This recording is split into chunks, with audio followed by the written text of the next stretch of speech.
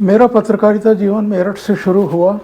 उसके बाद मुझे एक चंडीगढ़ का असाइनमेंट मिला। अमर उजाला में मुझे वहाँ संस्करण शुरू करना था। उसके बाद मैं देश की राजधानी दिल्ली में रहा। वहाँ लोकसभा कवर करता था, एआईसीसी यानी कांग्रेस पार्टी को कवर करता था, देश के कई राज्यों को भी कवर करता था। और फिर 16 साल हरिभूमि में एज एडिटर रहा।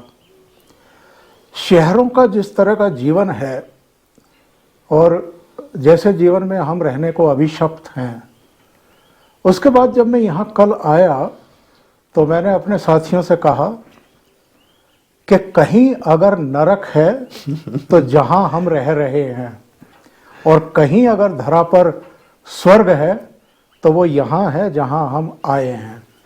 लेकिन मैं इससे हटकर एक सवाल करना चाहता हूँ। इस देश में बाबा तो बहुत हैं, आश्रम भी बेशुमार हैं, और कुछ बाबाओं को तो मैं बहुत नज़दीकी से जानता हूँ। स्वामी रामदेव जी का और मेरा एक बहुत ही स्नेह का, बहुत ही सम्मान का रिश्ता रहा है। श्री श्री रविशंकर के आप बहुत करीब रहे हैं। मैं ये नहीं कहूँगा कि आप यहाँ बैठ कर के स्वामी रामदेव पर या रविशंकर पर कोई टिप्पणी करें, या मैं भी उनकी कमियां निकालने के लिए नहीं बैठा हूँ, क्योंकि आध्यात्म के क्षेत्र में, योग के क्षेत्र में उनका बहुत बड़ा कंट्रीब्यूशन है। नए सिरे से उन्होंने एक तरीके से पुनर्जागरण किया है इस क्षेत्र में। लेकिन कहीं ना कहीं ये नहीं लगता कि वो लोग भी व्यवसाय की तरफ मुड़ गए हैं, कोई हल्का सा भटकाव है।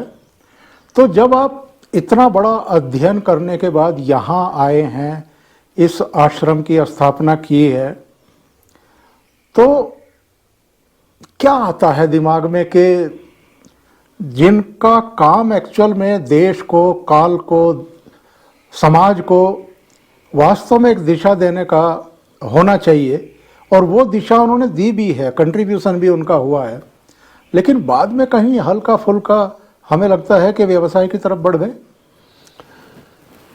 हाँ, एक्चुअली क्या होता है कि मैं ये कहूँ आपसे कि जैसे एक तो मैं अपनी बात आपसे कहूँ कि हमने बहुत लंबे समय तक, लगभग 200 वीडियो तक तो अपना नाम भी नहीं डाला था, और लगभग 900 वीडियो तक आने तक हमने मोनेटाइजेशन भी ऑन नहीं किया था।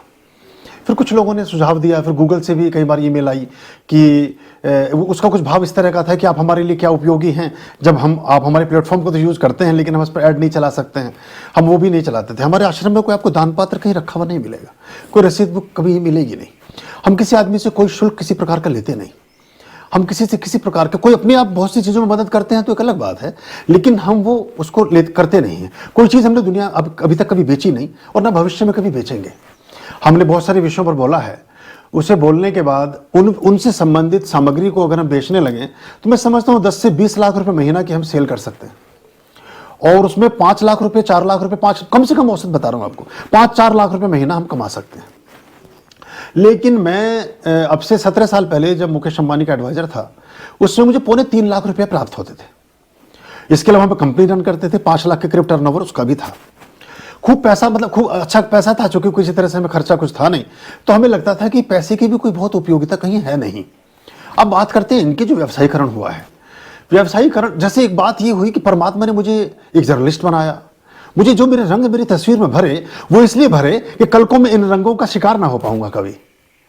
ना मुझे वो मोह मीडिया का कभी प्रभावित करेगा कि मैं पैसा भर करके चैनल पर बैठूं। मुझे अभी रोजाना चैनल्स के फोन आते हैं, सभी चैनलों में जो मैंने तो देखा है सारा कैसे। मैं 4000 घंटे लाइव रहा हूं देश के नेशनल मीडिया में, तो मैंने वहां देखा कि किस तरह से जिसको हम सोचते हैं कि देश के नाम में ये कुछ कर रहे हैं, वो सारा का सारा एक प्रोपेगेंडा है, एक मैनिपुलेशन है, एक लाइजनिंग है, और एक रैकेटिंग के तहत उसको करके प्रस्तुत करते हैं। और उसमें फिर जब हम एक पैसा, बड़ी राशि चैनल पर अपने कार्यक्रम को प्रस्तुत करने के लिए देते हैं, तो फिर उस राशि को निकालना भी होता है, क्योंकि राहु केतु है, शैडो ग्रह है। जब हमने एक 5 लाख रुपया आज एक एपिसोड को चलाने के लिए किसी नेशनल मीडिया को दिया, तो सबसे पहले उद्देश्य होगा कि 10 लाख रुपया कमाएं। अब 10 लाख रुपया आप बिना असत्य का प्रचार किए, बिना कोई टेक्निक यूज किए, बिना किसी मैकेनिज्म के, सीधी भाषा में कहूं तो बिना किसी की आंखों में धूल झोंके आप नहीं कमा सकते। उसके लिए आपको थोड़ा बहुत झूठ बोलना पड़ेगा। जो व्यवसायगत व्यवस्था है और व्यवस्था की एक व्यवस्था है, ये हर व्यक्ति को करना पड़ेगा। एक जगह मिले थे, मेरी बहुत लंबी बात हुई, जो जिनके आपने नाम लिया उन्हीं से मेरी बात हुई, तो मैंने उनसे कहा कि आप ताज़ी चीज़ों की बात करते हैं, ताज़े बातों की बात करते हैं, आपने जो जूसेस बनाए हैं उनमें बिना प्रिजर्वेटिव के वो हो नहीं सकते हैं, क्योंकि अपने यहाँ सेब का जूस निकालते हैं, 10 मिनट बाद वो काला हो जाता है और 2 घंटे बाद डॉक्टर कहते हैं कि उसे पी नहीं सकते हैं। तो अब बिना प्रिजर्वेटिव के कैसे इसको कर रहे हैं?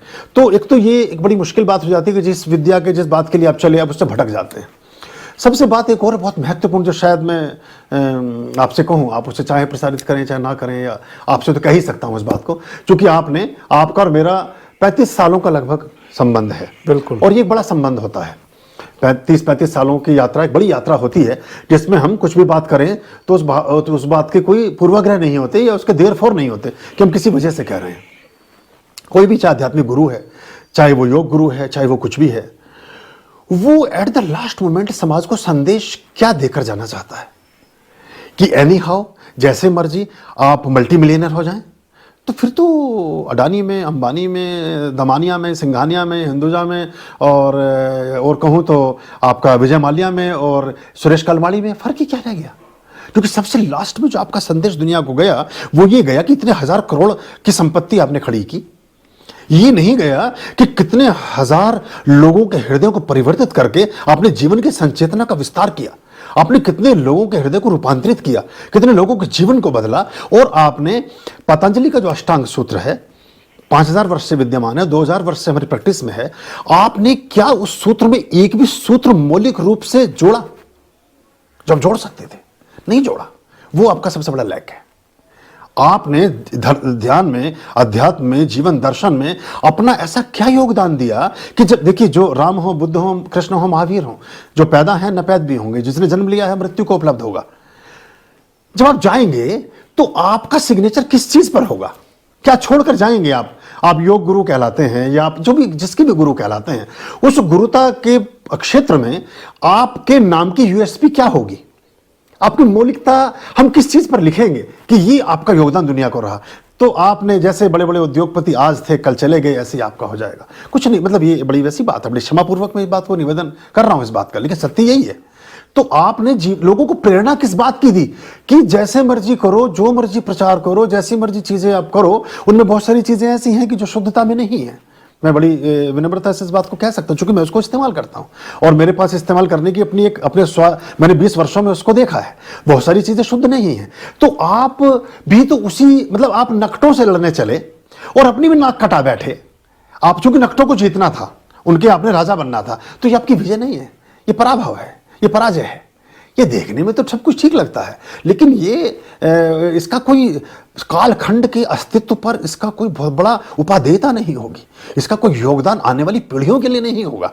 आप अपनी मौलिक कोई ग्रंथ, कोई पुस्तक, कोई लेख, कोई चीज, कोई टेक्निक, कोई विद्या, कोई विधान, कोई आधान, कोई ऐसा क्या छोड़कर जाएंगे जो आपके नाम से जाना जाए? जो रामचरितमानस लिखा तुलसीदास जी ने, हनुमान चालीसा, बजरंग बाण, जितने भी बड़े बड़े हमारे गुरुजन हुए, उनके कुछ ना कोई आदि शंकर, उनके सबके योगदान है। वो ऐसी विद्याएं, ऐसी चीजों के परिष्कार करके गए कि जो कड़ी जहां जाकर छूटती थी, उस कड़ी को आगे जोड़ा उन्होंने। तो जोड़ तो आप कुछ भी नहीं पाए और उसमें आपने बाकी चीजें बढ़ा ली। इन बाकी चीजों को बढ़ाने से कुछ बात बनती नहीं। और हम संकीर्ण विचारधाराओं के साथ नहीं चल सकते। हम वसुधैव कुटुंबकम वाले आदमी हैं, हम कर्मतो विश्वमार्यम वाले आदमी हैं। हम कहते स्वदेशी, कुछ स्वदेशी नहीं होता। अगर पूरी दुनिया स्वदेशी होकर बैठ जाए तो कोई देश किसी के साथ कभी संपर्क ही ना रखेगा। कुछ स्वदेशी नहीं होता। हम तो पूरी दुनिया हमारी है और हम पूरी दुनिया के हैं। पूरी दुनिया में जो श्रेष्ठ है वो स्वीकार करने योग्य है और जो निकृष्ट है वो त्याज्य है सभी के लिए, जितने भी मनुष्य जो मनुष्य चेतना से भरे हैं। तो हम जो जिस भी फील्ड में जिस भी आदमी ने काम किया वो मेरे साथ यात्रा करते हैं। बहुत बड़े बड़े गुरुओं के साथ मैंने यात्राएं की। मैं वेटिकन सिटी मुझे जाने का मौका मिला धर्माधिकारी के रूप में, किसी को उन्होंने अलाउ नहीं किया। मैं वहां जाके मैं होके आया इटली में, रोम में।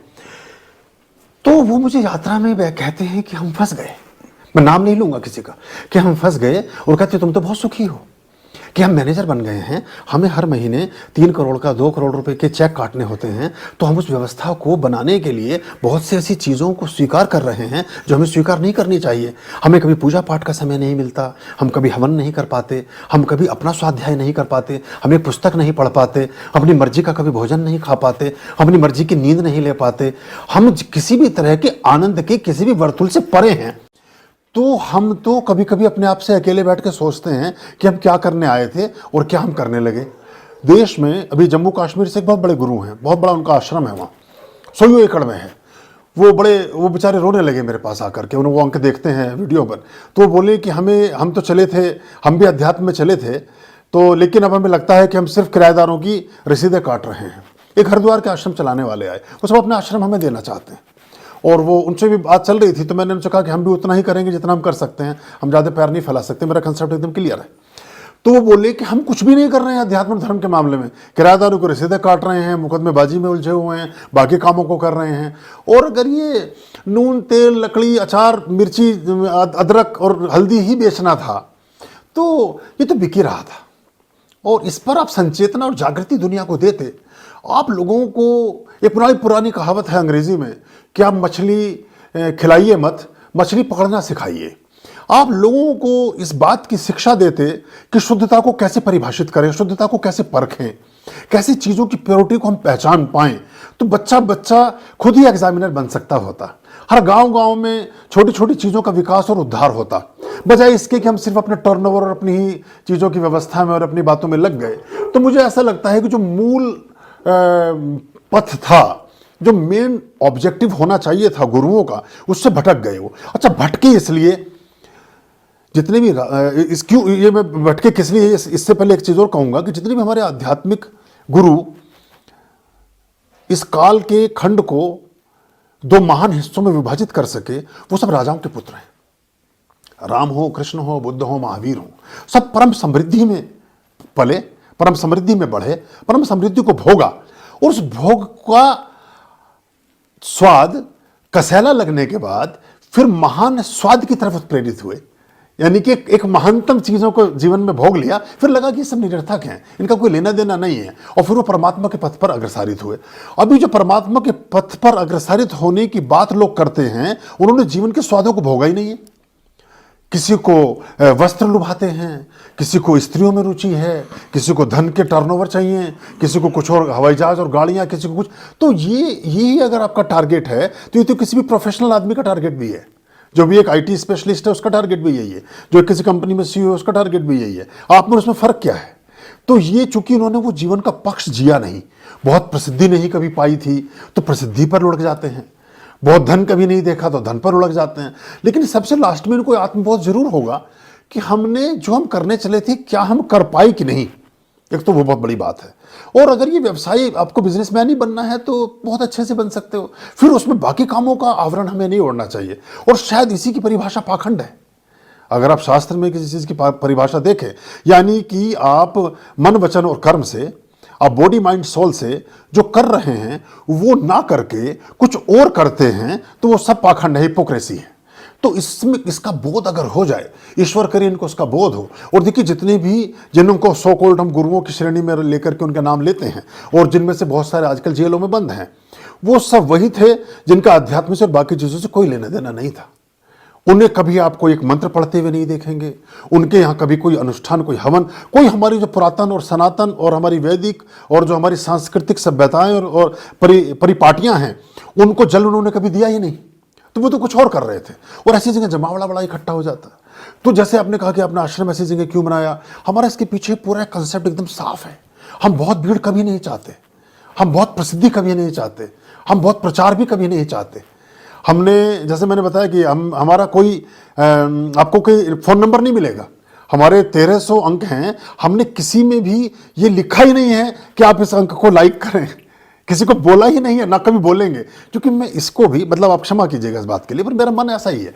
अब मुझे लगता है कि मैं किसी से ये भी क्यों कहूँ कि तू इसे लाइक कर, हो सकता है वो लाइक ना करता हो मेरी बात, जो मैं किसी अध्यात्म की बात कर रहा हूँ उसे तो वो तो डिसलाइक करना चाहता है, तो मुझसे क्यों कहूँ? तो ये जाती है, इसे हिंसा मानता हूँ मैं कि मैं उससे कहूँ कि तुझे लाइक कर, तू सब्सक्राइब कर। हमने कभी नहीं कहा। तो इस लेवल पर भी हम डिटैचमेंट रखते हैं। तो बाकी तो चीज़ें फिर बहुत वैसी हो गई जो जो जीवन से आपको आकर्षित और मोहित करती हों। तो वो सारे गुरु, उनको आज नहीं तो कल ये समझना पड़ेगा कि आप का उद्देश्य कितना महान था। आप स्वर्ण शिखर हो सकते थे, लेकिन आप कोयले का ढेर ही अपने पल्लू में इकट्ठा करके रह गए। और ये अंतिम समय में इसका बोध होता है आदमी को, और फिर उसको लगता है, अभी भी उन्हें होने लगा है, वो कहते हैं फंस ऐसे गए हैं कि इससे बाहर नहीं आ सकते हैं। तो लेकिन मैंने उनसे पूछा कि आपका जो आपने क्या किया, या मुझे बताएं।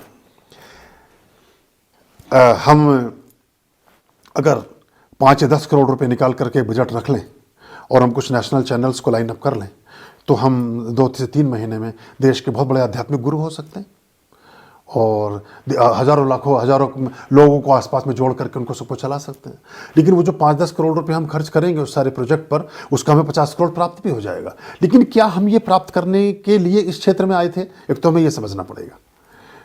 तो क्योंकि वो तो सारा प्रोपेगेंडा है। और अगर आप ऐसे कई सारे सेलिब्रिटीज़ के रेज्यूमे से, उनके बायोडाटा से टीवी चैनल्स को हटा दें तो वो शून्य है, बिल्कुल वो कहीं नहीं है।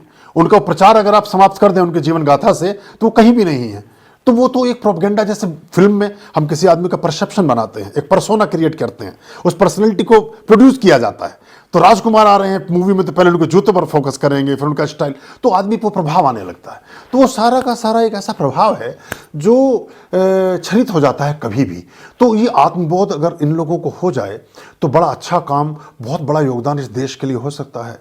हमारे इस देश में जिन लोगों के कई हजार करोड़ के टर्नओवर हैं, अगर वो देश में एक ऐसी मल्टीवर्सिटी बना सकें, जिस मल्टीवर्सिटी में हमारे देश के देशनाओं की, वैदिक विद्याओं की, हमारी पुरातन सभ्यता और संस्कृति के जहाँ मोन्यूमेंट्स हों, जहाँ वहाँ संस्कृति के धरोहरें हों, जहाँ ऐसे 100 ऋषि, आचार्य और गुरुओं की जीवन गाथाओं को वर्णित किया जा सके कि आने वाली पीढ़ियों को पता चले कि कणाद कौन थे, कि विश्वामित्र कौन थे, अगस्त्य कौन थे, वशिष्ठ कौन थे, आर्यभट्ट कौन थे, रामानुजन कौन थे, और इनके क्या देने और क्या योगदान हमारे जीवन में रहे, तो विज्ञान और सारी चीज़ें बहुत पीछे खड़ी रह जाएंगी। बिल्कुल। जो पार्टिकल्स ऑफ गॉड की खोज अभी की, होगोस और बिग्स, जो अभी 2012 में उनको नोबेल मिला, इसका वर्णन हमारे ऋग्वेद में लिखा हुआ है। इस अवास्तम विदम सर्वमित किंचम जगत्याम जगत, परमात्मा जग के कण कण में विद्यमान है। और जो अभी आपने शांति प्रणम के मंत्र पढ़े, सन्न इंद्राग्नि, तो वो सारी की सारी हम इलेक्ट्रिसिटी की बात कर रहे हैं। और वो सारे उन तत्वों की बात हम करते हैं जिन तत्वों को हम हजारों साल पहले अपने कर चुके हैं, लेकिन हम उसको बता नहीं पा रहे हैं किसी को, और उसका ऐसा आकर्षण भी पैदा नहीं कर पाए। क्या भारत में योग पर, ध्यान पर, धर्म पर, हिंदुत्व पर और हिंदुओं के विभिन्न विषयों पर क्या हमारे यहाँ पीएचडी की व्यवस्थाएं यूनिवर्सिटीज़ में नहीं होनी चाहिए? अभी भी योग पर आपको पीएचडी करनी है तो आपको विदेशों की यूनिवर्सिटी से करनी पड़ती है। रामचरितमानस पर आप पीएचडी करना चाहें तो आप कर नहीं सकते हैं। आप सुंदरकांड पर करना चाहें तो नहीं कर सकते, महाभारत पर करना चाहें तो नहीं कर सकते। तो ये ऐसे एपिक है, अगर इस पर आप पीएचडी करेंगे तो विज्ञान का संधान होगा, तो आप उसके मूल तत्व में पहुंच जाएंगे। तो फिर ये इसके पीछे बहुत बड़ी साजिश है पश्चिम के देशों की और ये पूरी मैकाले की शिक्षा पद्धति की, कि वो चाहते ही नहीं है कि आपको पता चले कि शुद्ध घी क्या है, तो आप फिर रिफाइंड खाना बंद कर देंगे, जो आपको गोघृत की महत्ता का पता चलेगा। तो अगर जिन गुरुओं पर यह दायित्व है वो इसको प्रतिष्ठापित कर सकें तो बहुत बड़ी बात होगी। और ऐसे उनके पास बहुत स्थान है, बहुत धन है, वहाँ इसकी समग्र विद्या की व्यवस्थाएं हो सकती हैं। इसके हमारे यहाँ जितने यंत्र हैं उन यंत्रों की व्यवस्थाओं को पूरी तरह से पुनर्जीवित किया जा सकता है। महाभारत चल रही है, महाभारत में एक क्षण ऐसा आता है कि जो अश्वत्थामा है, द्रोण के पुत्र, वो एक ऐसा रथ बनाते हैं यंत्र लगा करके कि उसके सम्मुख जो भी चीज़ पहुँचती है विलुप्त हो जाती है, वो अदृश्य हो जाती है। तो भगवान श्री कृष्ण भी चिंतित होते हैं, जिधर वो रथ चल रहा है उधर से चीज़ें, सेनाएं समाप्त हो रही हैं पांडवों की, तो कहते क्या किया जाए? बोले मायावी रथ है, यंत्र की विद्या का प्रयोग किया गया है, द्रोण ने किया है। जो द्रोण के पुत्र हैं अश्वत्थामा, चिरंजीवी हैं, वो उनको अजर अमर का वरदान है जैसे हनुमान जी को है, तो वो उन्होंने बनाया है। तो मायावी विद्या से ही इसको काटा जा सकता है। तो घटोत्कच को बुलाते हैं, घटोत्कच अदृश्य होकर के भीम की मदद से रथ को उठाते हैं और अंतरिक्ष की कक्षा में प्रक्षेपित करते हैं। वो अंतरिक्ष कक्षा में जहां आज भी विद्यमान है, उसकी शेडो समुद्र में जहां पड़ रही है, वो बारामुडा ट्रायंगल है, जहां जाने पर आज भी सारी चीजें विलुप्त हो जाती हैं। कोई दुनिया की साइंस नहीं बता पाई। अभी मलेशिया का विमान गायब हुआ वहीं पर है। अभी इतने सारे लोग गायब हुए समुद्री उसमें, अब विज्ञान बताए वहाँ अमेरिका वाले साइंटिस्ट पहुंचे कि जी हम रडार चलेगा चाइना से तो स्टार्ट होने से पहले बता देंगे। वहाँ उनका आदमी पहुंचता है तो जैसे टेलीफोन उठाता है सूचना देने के लिए कि क्या देख रहा है, वो गायब हो जाता है। तो वो 5000 वर्ष से भी वर्ष पुराने यंत्र भी आज काम कर रहे हैं। तो हमारी जो विद्याएं, हमारी जो शिक्षाएं, हमारा जो शास्त्र भरा पड़ा है हर तरह के विज्ञान से, उसको कौन बताएगा दुनिया को? और कैसे हमारी पीढ़ियों को ये पता चलेगा कि जो आप पढ़ रहे हैं, जो आप सीख रहे हैं, जो आप देख रहे हैं, ये सब कार्बन कॉपी है, ये सब छाछ है, मक्खन तो कहीं और है, और मक्खन हमारे ही पास है। हमारे ऋग्वेद की 108 मंडल हैं, हमारे भारत में सिर्फ 8 मंडल हैं। 100 मंडल फ्रैंकफर्ट यूनिवर्सिटी में जर्मनी में आज भी रखे हुए हैं। हमारी जो मैक्स मुलर अनुवाद के नाम पर उनको लेकर चला गया था, वापस लौटे नहीं भारत में। तो सारा विज्ञान वहां से निकाल निकाल कर वो इन्वेंशंस कर रहे हैं, और हम दुनिया के पागल हुए जा रहे हैं कि अरे ये तो उन्होंने कर दिया, ये तो उन्होंने आविष्कार कर दिया, उन्होंने ये कर दिया। वो सारे आविष्कार के मूल तत्व तो हमारा भारत है, लेकिन हम उस पर जा नहीं पाते। इन गुरुओं का दायित्व तो है उस दिशा में कि उसको बाकी इतना, चलो पैसा एक लेवल तक चाहिए था, हो गया, अब कुछ ऐसा तो करो जिससे आने वाली 2-4 हजार साल तक या 200-400 साल तक तो कम से कम किसी को रोशनी दिखाओ। कोई ऐसा ग्रंथ, कोई ऐसी इन्वेंशन, कोई ऐसी यूनिवर्सिटी, कोई ऐसी मल्टीवर्सिटी, कोई ऐसा अजायब घर, कोई ऐसा म्यूजियम, कोई ऐसी ग्रंथशाला, कोई हमारे देश में स्पिरिचुअल लाइब्रेरी भी नहीं है। एक भी लाइब्रेरी ऐसी नहीं है जो अध्यात्म की पुस्तकों से भरी हो। 10,000 पुस्तकें हमारे भारत में लिखी गई हैं अध्यात्म पर, 10,000 पुस्तकें, और दुनिया का कुछ ऐसा नहीं है जो उन पुस्तकों में ना हो, लेकिन एक लाइब्रेरी एक स्थान पर नहीं है। अब हमने चूंकि साधनों की तरफ से दृष्टि अपनी संकुचित की है, जान के की है कि उसमें विकार ना आए, चूंकि जब बाढ़ आती है तो मलबा ज्यादा आता है, पानी तो उसमें होता ही नहीं, और खेती की सिंचाई जो है जल से की जा सकती है, बाढ़ से नहीं। बाढ़ तो खेती को उजाड़ती है, तो धन का प्रवाह अधिक बाढ़ तो है, लेकिन उस बाढ़ में जो मलबा आता है, गंदगी आती है, वो आपके मूल तत्व को उखाड़ देती है। तो इसलिए उसको हमने थोड़ा रोक कर रखा है। लेकिन हमारे जीवन के ये पक्ष हैं। हम अपने यहाँ भी, हमारे लगभग ये 1.5 किलोमीटर के करीब का एक दायरा बैठता है, हमारी जो बाउंड्री वॉल बनेगी, वहाँ हम ऐसे चित्र लगाना चाहते हैं, ऐसे लोगों के, अपने ऋषियों के, और उनके नीचे उनका एक, या तो वो पत्थर पर उत्कीर्णित होंगे या उनको हम कैनवास पर ऑयल पेंटिंग बनवाएंगे जो पानी में उसमें खराब ना हो, और उसके नीचे इंग्लिश, हिंदी और संस्कृत में हम 3 लाइन में उनका डिस्क्रिप्शन देंगे कि इनका दुनिया में क्या योगदान रहा, ये कौन है। तो चाहे उसमें हमारे जितने भी पुराने हमारे ऋषि रहे हैं, वहाँ से चाहे हमारे सप्त ऋषि हों, चाहे, और उनके क्या, किस वजह से वो जाने गए, ताकि जब बच्चे आते हैं तो वो समझ सके। अभी हमने अपने यहाँ जितने प्लांट लगाए हैं, इनके साथ हम भी सबके बारे में नहीं जानते थे, हम इसके बारे में तो ज़्यादा ज्ञान ही नहीं था। अखिल भटनागर को आप जानते हैं, अब साथ में काम करते थे। वो मुरादाबाद में एक बार घर गए, मैं भी वहाँ था, तो वो उनका भतीजा गन्ना चूस रहा था, तो गन्ना चूसते चूसते उसने ये कहा कि मेरे पापा लाए हैं गन्ना पेड़ से तोड़कर। तो सब हम अचंभित हो गए, और जो उनके बुजुर्ग वो बैठे थे पिता, वो बिल्कुल मायूस हो गए, और वो मुझसे कहते हैं, बात करते करते, 35 साल 30 साल पुरानी बात है, कि बेटा कभी ज़िंदगी में अगर कोई अवसर मिले तो कोई ऐसी चीज़ जरूर करना कि इन बच्चों को पता चल सके कि कंद क्या है, मूल क्या है, फल क्या है। इन्हें तो पता ही नहीं है, कह रहे गन्ना लाए हैं पापा मेरे पेड़ से तोड़कर। तो वो बात मेरे जहन में कहीं रही। तो हमने यहाँ सारे एक एक 2-2 पौधे उन सब चीज़ों के लगाए हैं। कपूर का पौधा आपको मिलेगा, भीमसेनी कपूर भी है, आइसोबोरल फ्लेक्स भी है। तो उनके साथ नीचे पट्टियाँ भी लगाई, हमें भी शनाख्त नहीं थी। तो बच्चे आते हैं तो देखते हैं, फिर सीखते हैं, फिर उसकी पहचान करते हैं, फिर उसके फूलों की पहचान करते हैं, तो वो उनके ज्ञान का वर्धन होता है उस चीज़ से। तो कल को देख करके भौचक नहीं होंगे कि कैसे क्या चीज़ कहाँ से आती है। तो ये भी हमारे उसका ही एक प्रकल्प है। और आपके ही साथ में चौधरी मित्र सेन जी के घर गया था रोहतक में, और उन्होंने अपनी हवेली में इस तरह का एक प्रकल्प मैंने वहाँ देखा था, जो उन्होंने कुछ हमारे पुराने हमारे ऋषि और हमारे दीवारों पर बना रखा था। वो मुझे वहाँ वो चीज़ देखने को मिली, और वो वहाँ से मुझे उसकी प्रेरणा भी मिली कि हम इसको और अच्छे ढंग से कर सकें, ताकि इन बच्चों को कैसे पता चलेगा कि हमारे पास मूल में क्या है। ये सोच रहे हैं कि राइट ब्रदर्स ने हवाई जहाज बनाया, 10,000 साल पहले हमारे हवाई जहाज में चलते थे कुबेर और रावण, तो लेकिन किताब में वो पढ़ाया जा रहा है। तो ऐसी हजारों बातें, हजारों चीज़ें। तो बस ये एक बात थी, शायद लंबा हो गया, उत्तर हो गया मेरा, लेकिन आप अपने हिसाब से एडिट करके यूज़ करना। तो पर ये व्यावसायिकता से कुछ होगा नहीं। अगर धनोपार्जन से और धन के ढेर पर बैठकर ही परमात्मा प्राप्त हो गए होते, तो शुद्धोधन के पुत्र सिद्धार्थ, जो उस समय चक्रवर्ती सम्राट थे, वो जाकर के राजगीर में और सारावस्ती में और सारनाथ में और लुम्बिनी में भटक ना रहे होते। ये बातचीत का सिलसिला तो जारी रहने वाला है। ये आप पहला एपिसोड समझ लीजिए। ये जो बातचीत चल रही है, मुझे लगता है कि आपको भी बहुत अच्छी लगी होगी और आप इस बातचीत को आगे भी सुनना पसंद करेंगे। तो दूसरे एपिसोड का थोड़ा सा आपको इंतज़ार करना पड़ेगा, मुझे फिर यहाँ लौटना पड़ेगा, फिर आर्य जी से बातचीत करनी पड़ेगी और उसके बाद फिर आप इस सिलसिले को आगे सुनेंगे भी और देखेंगे भी और गुनेंगे भी। बहुत बहुत धन्यवाद आपका ये एपिसोड देखने के लिए और आपका भी बहुत जी धन्यवाद। बहुत धन्यवाद, बहुत धन्यवाद।